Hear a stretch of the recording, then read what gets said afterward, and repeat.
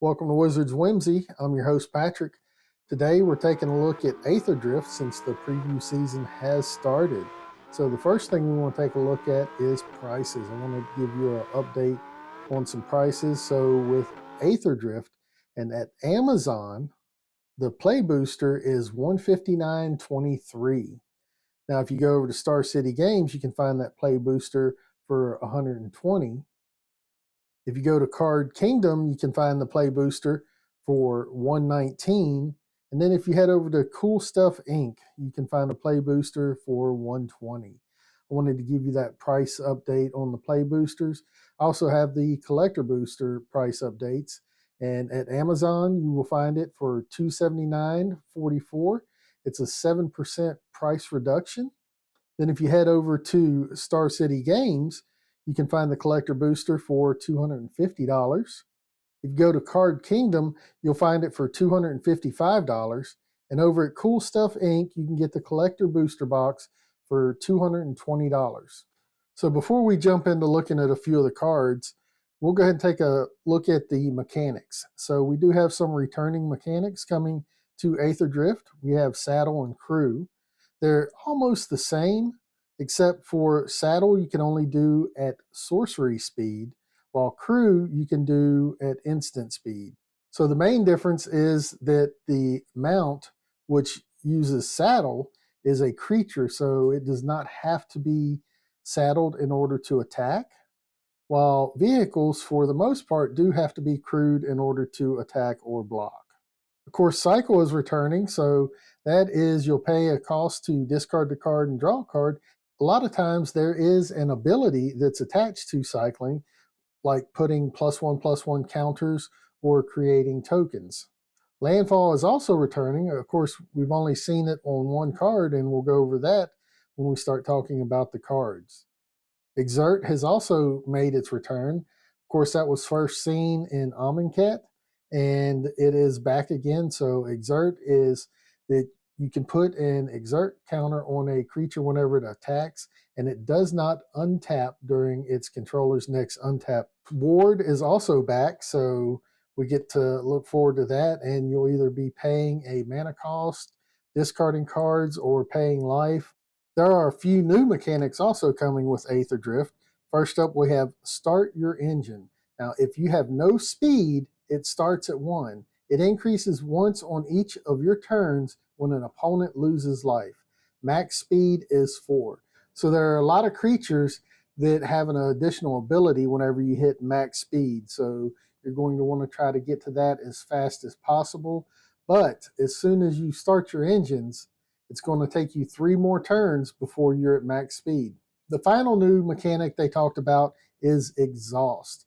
Now, this is an ability that you can only use once. So any card that has Exhaust, you can only do that one time per game. All right, let's go ahead and take a look at some of the cards that they previewed. The first one we are going to look at is Loot the Pathfinder. He's a 5-drop, 2 generic, green, blue, red. Legendary creature, Beast Noble. He is a 2/4. He has Double Strike, Vigilance, and Haste. Loot has 3 different Exhaust abilities. Now, Exhaust means that you can only activate it once. So Exhaust, pay a green tap, you add 3 mana of any one color. You can pay a blue tap and draw 3 cards, or you can pay a red and tap.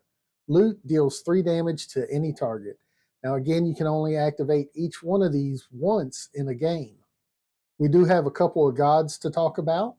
The first one we're going to talk about is Sab Sunin, Luxa Embodied. Is a 5-drop, 3 generic, a green and a blue, 6/6 legendary creature god. It has Reach, Trample, and Indestructible. Sab Sunin can't attack or block unless it has an even number of counters on it. 0 is even. At the beginning of your first main phase, put a +1/+1 counter on Sab Sunin. Then, if it has an odd number of counters on it, draw 2 cards. The second god that they revealed is Hazoret Godseeker. She is a 2-drop, 1 generic, and a red, 5/3. Indestructible Haste, has Start Your Engine, has pay 1, tap, target creature with power 2 or less can't be blocked this turn. Hazard can't attack or block unless you have max speed.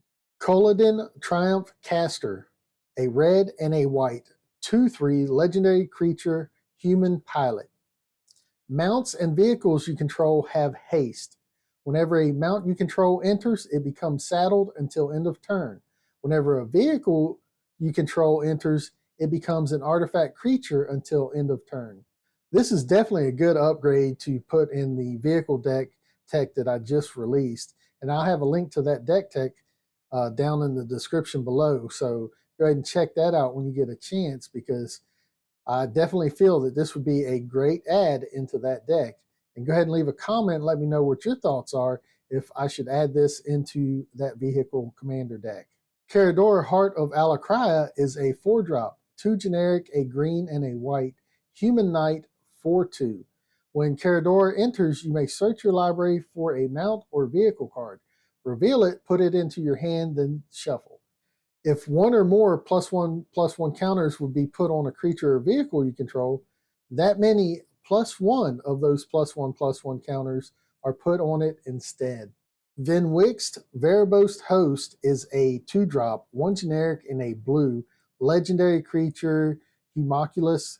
He has a 0/4. It Start Your Engines. Again, if you have no speed, it starts at 1. It increases once each of your turns when an opponent loses life. Max speed is 4. You have no maximum hand size. Max speed, if you would draw a card, draw 2 cards instead. Captain Howler Sea Scourge is a 4-drop, 2 generic, a blue and a red, legendary creature shark pilot. He is a 5/4. He has Ward 2, pay 2 life. Whenever you discard 1 or more cards, target creature gets +2/+0 until end of turn for each card discarded this way. Whenever that creature deals combat damage to a player this turn, you draw a card. Oil Deep Gearhulk is a 4-drop, 2 blue, 2 black construct, 4/4, has lifelink and ward 1. Now, each of the Gearhulks in this cycle of the 2-color Gearhulks, they all have 2 abilities. So this one is lifelink and ward 1. When this creature enters, look at target player's hand. You may choose a card from it. If you do, that player discards that card, then draws a card. The key thing to think about with this card is that it says target player. So you can actually target yourself if you want to get rid of a card and try to draw into a better card. So far, they've only previewed 1 creature that triggers with landfall, and that is Bloodghast. It is a 2-drop, 2 black mana, Vampire Spirit is a 2/1. This creature can't block. This creature has haste as long as an opponent has 10 or less life. Landfall. Whenever a land you control enters, you may return this card from your graveyard to the battlefield. Now, this next card, if you're relying on the exhaust mechanics, this is a card that you want to put in your deck. So you want to make sure that that deck does have green. It is Elvish Refueler. It is a 3-drop, 2 generic, and a green, 2/3 Elf Druid.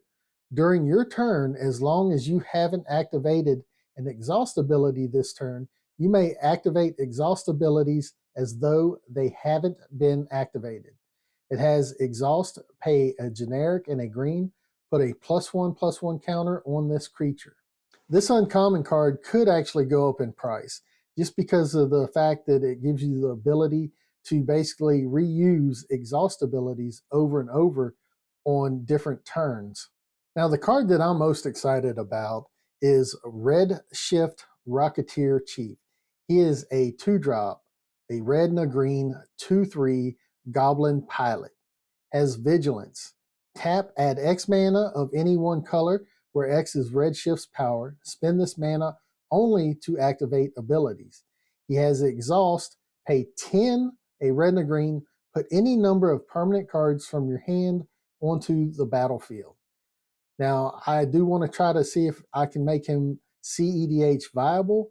I think just being a win con in and of itself is actually pretty good. as long as we can get a lot of cards in hand, and also as long as we're able to produce 12 mana. And I do have an idea on how we can get his power up high enough to where we can activate that ability. If you have any suggestions on cards that you could use for Redshift to make this a high-powered or CEDH viable commander, what cards would you add? Leave those comments down below. That's all we're going to go over today. I will have a link to the Magic the Gathering gallery to where you can actually look up all the cards that they have previewed, and you can keep track of all the cards that they keep previewing. I will try to update whenever I get a chance. I actually had a little bit of free time to where I could make this video due to inclement weather in my area. So I'm happy that I'm able to get this out. So go ahead and hit that like button, subscribe button, and leave a comment and let me know what your thoughts are on what we've seen so far from Aetherdrift Previews. And what do you think I could add in to make Redshift a CEDH viable commander? Down below, I'll have links to each of the websites where the Magic products are being sold. That way you can check those out and you can make a decision on where you'd like to make your purchases if you're not purchasing from your local game store. So until next time, keep slinging those spells.